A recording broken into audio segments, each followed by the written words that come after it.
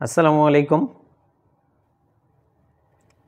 হঠাৎ করে মন খারাপ, অনেক চেষ্টা করেও ভালো হচ্ছে না, দীর্ঘ সময় চেষ্টা করেও ভালো হচ্ছে না, মাঝে মাঝেই মন খারাপ হচ্ছে, বিষণ্ণ লাগছে, কান্না পাচ্ছে, অহেতুক কারণে রাগ হচ্ছে। আবার অনেক সময় দেখা যায় সামান্য একটুতেই আনন্দে মন ভরে উঠছে। এই অবস্থাকে বলা হয় মুড সুইং। মুড সুইং দীর্ঘদিন থাকলে এখান থেকে আমাদের নানা ধরনের রোগব্যাধি হতে পারে, যেমন আলঝেইমার, ডেমেনশিয়া, পার্কিনসন ইত্যাদি।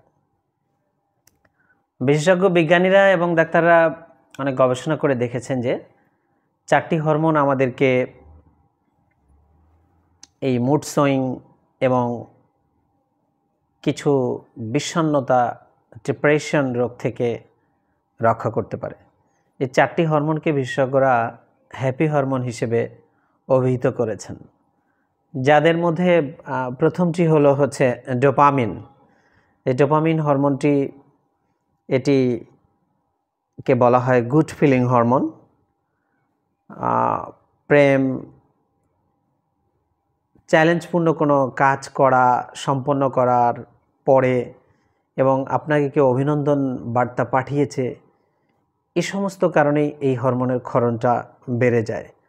বিজ্ঞানীরা আরও জানিয়েছেন যে এই ডোপামিন হরমোনের মধ্যে 200 রিসেপ্টর জিন আছে। আপনি যদি কোনো চ্যালেঞ্জপূর্ণ কাজ করে থাকেন, কোনো অভিনন্দন বার্তা পান, দৃঢ় প্রতিজ্ঞ হয়ে কোনো কিছু করেন এবং সফল হন, তাহলে এই ডোপামিন ক্ষরণটা বেড়ে যাবে। দ্বিতীয় যে হরমোনটি রয়েছে সেটি হলো সেরোটোনিন, যেটাকে বলা হয় বিপাকীয় নিয়ন্ত্রণ হরমোন। আমাদের মেজাজ, রাগ, নিদ্রা, ক্ষুধা, মনে রাখা, টেনশন এগুলো কমাতে সহায়তা করে।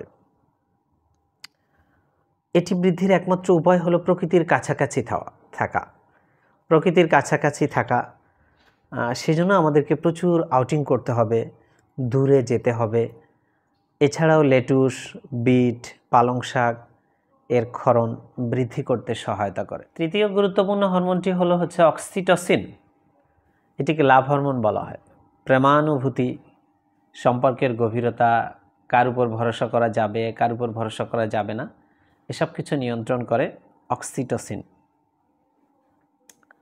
পোষা প্রাণীর সাথে সময় কাটানো, পরিবারের সদস্যদের সাথে গল্পগুজব, আড্ডা দেয়া, পোষা প্রাণীকে নিয়ে নানা ধরনের খুনসুটি করা, এর মাধ্যমে এর ক্ষরণ বৃদ্ধি করা যায়।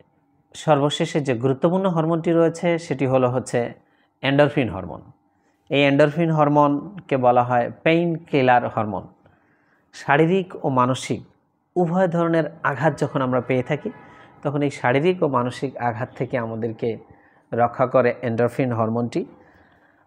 সর্বশেষ জানা গিয়েছে যে এই এন্ডরফিন পরোক্ষভাবে রোগ প্রতিরোধ ক্ষমতা নিয়ন্ত্রণ করে।